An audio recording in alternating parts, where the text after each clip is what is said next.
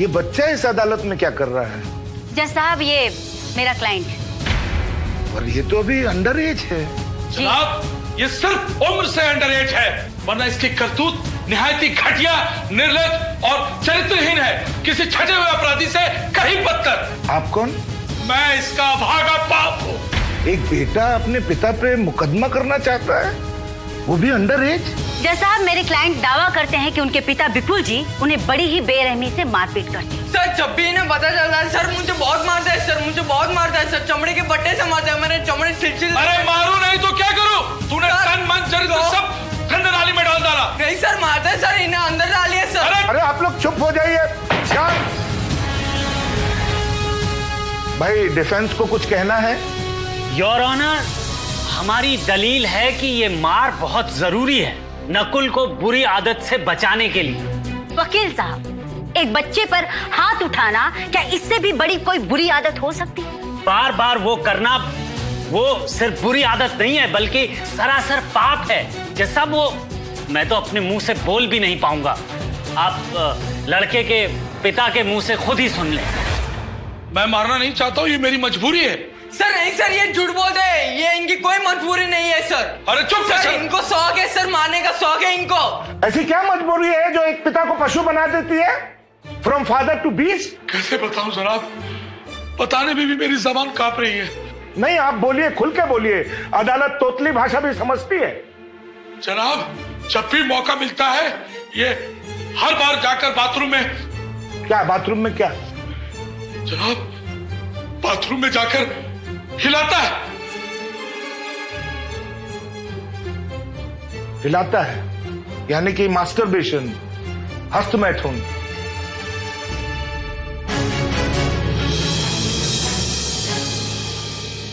जज साहब, मास्टरबेशन या हस्तमैथुन ये कोई कानूनी जुर्म नहीं है, लेकिन हाँ, किसी नाबालिग पर हाथ उठाना, उसे मारना, ये सरासर जुर्म है। असॉल्ट, चाइल्ड अब्यूज का सीधे सीधे केस बनता है। जज साहब, माना योर ऑनर, माना, मगर अपनी औलाद की परवरिश का सारा दारोमदार सिर्फ और सिर्फ एक बाप पर होता है।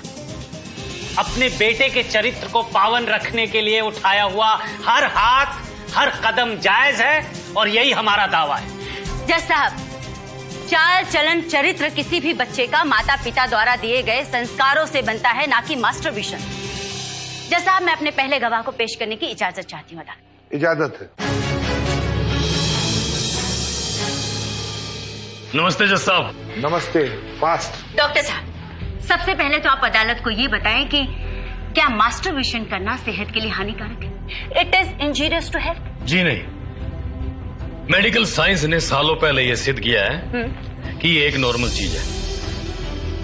मेडिकल रिसर्च हमें यह बताता है कि लगभग 80% लोगों ने इसका एक बार तो तजुर्बा लिया ही है, फिर चाहे वो औरत हो या मर्द। That's all your honour. अब ये अदालत को तय करना है कि अदालत किसी भी नॉर्मल और नेचुरल बात के लिए किसी को सजा का हकदार मानती है या नहीं।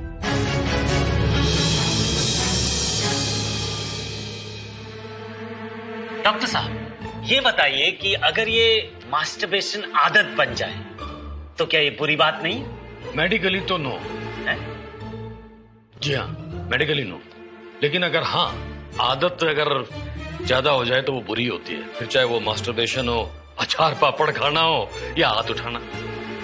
लेकिन डॉक्टर साहब, क्या ये सच नहीं है कि मास्टरबेशन करने से आदमी का धातु व्यर्थ होता है, उसमें तन मन में कमजोरी आती है, उसकी मर्दानगी कम हो जाती है?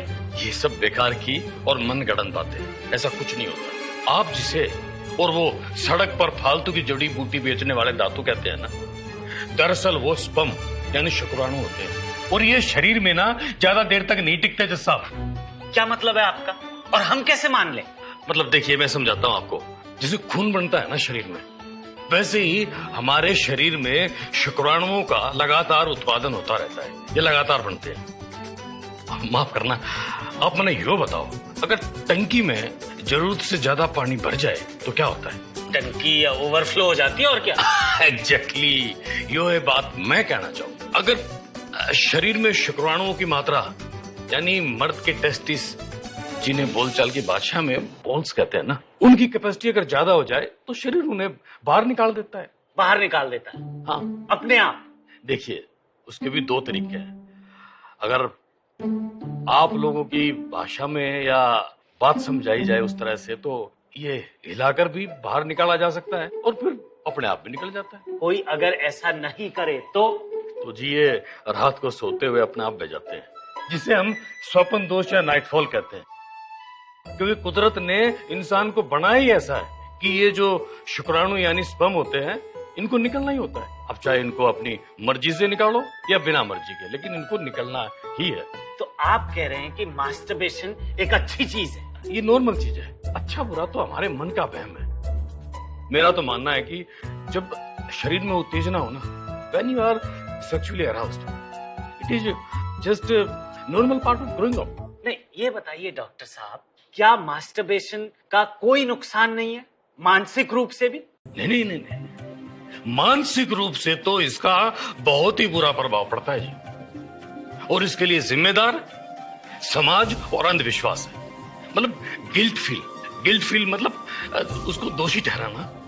अब एक बच्चा है बेचारा, मासूम सा, उसके शरीर का विकास हो रहा है, वो उसे समझना चाहता है, वो स्कूल जन्म में फंसा है, और हम लोग जो हैं उसको सच्चाई बताते नहीं है।